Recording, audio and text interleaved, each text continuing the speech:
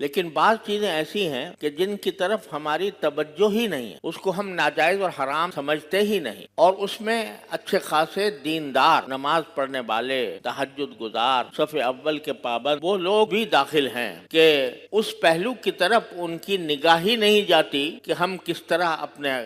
رزق میں حلال کے ساتھ ہم حرام کی آمیزش کر رہے ہیں۔ عام طور سے یہ لوگ سمجھتے ہیں بھئی ہم تو مزدوری کرتے ہیں، محنت کرتے ہیں، کماتے ہیں، کھاتے ہیں اور نمازیں بھی پڑھتے ہیں، روزے بھی رکھتے ہیں، یہ سارے کام کر رہے ہیں، لیکن ان کو پتہ نہیں ہے کہ خود ان کی زندگی میں بعض ایسی چیزیں شامل ہو گئی ہیں جس کی وجہ سے ان کا لقمہ حرام میں ملا ہوا۔ اس کی ایک مثال میں یہ دیتا ہوں کہ شریعت نے میراث کے احکام قرآن کریم میں تفصیل کے ساتھ نازل فرمایا، اور یہ فرمایا کہ جب کسی کا انتقال ہو تو اس وقت میں سب سے پہلا کام یہ ہونا چاہیے کہ اس کا جو ترکہ ہے، جو کچھ اس نے میراث میں چھوڑا ہے، وہ نقدی ہو، وہ سونا ہو، وہ جائیداد ہو، کوئی مکان ہو، کوئی زمین ہو، وہ شرعی قاعدے کے مطابق آپس میں تقسیم کر لو۔ اگر وہ تقسیم نہیں کی اور کوئی ایک فرد اس کے اوپر قابض رہا تو جس شخص نے اس پر قبضہ کیا ہے وہ اس کے مال میں حرام شامل ہو گیا۔ یہ مسئلہ ہوتا ہے عام طور پر ایک بڑی زبردست غلط فہمی پھیلی ہوئی ہے کہ بھئی ابھی تو انتقال ہوا ہے، ابھی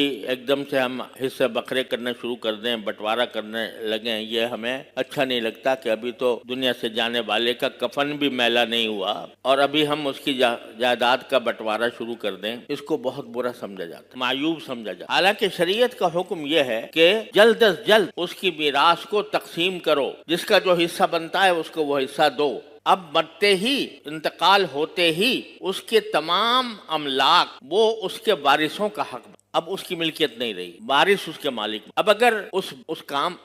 ترکے کو کوئی شخص دوسرے وارثوں کی اجازت کے بغیر استعمال کرتا ہے وہ حرام کرتا ہے۔ میں آپ کو مثال دیتا ہوں کہ جب ہمارے حضرت والد ماجد بانی دارالعلوم حضرت مولانا مفتی محمد شفیع صاحب رحمۃ اللہ علیہ کی وفات، تو میرے شیخ حضرت ڈاکٹر عبدالحی صاحب عارفی قدس اللہ تعالیٰ سرہ وہ تشریف لائے اسی دن جس دن وفات، اور جس دن تجہیز و تکفین ہو چکی تھی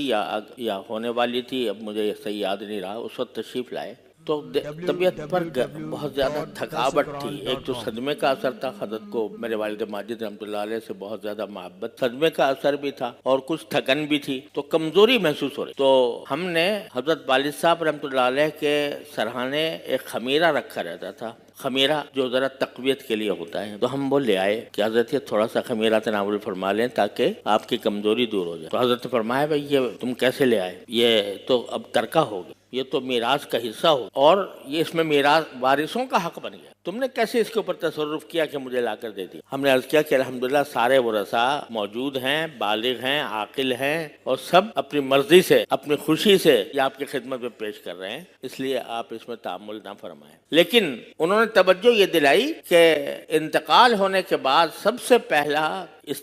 پہلی فکر یہ ہونی چاہیے کہ جو اس کا ترکہ ہے اس ترکے میں کوئی غیر وارث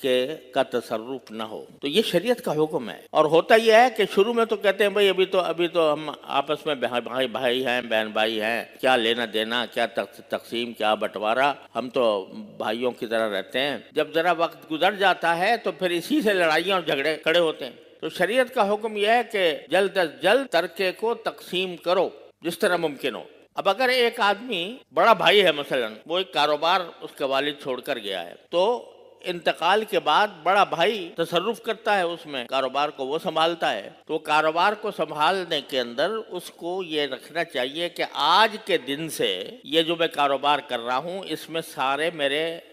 بہن بھائی یا جو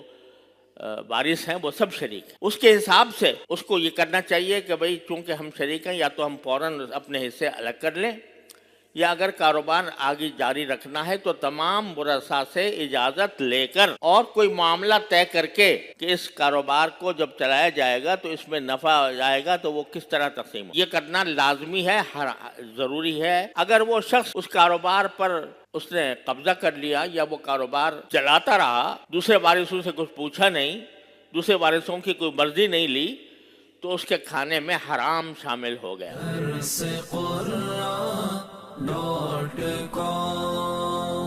www.darsequran.com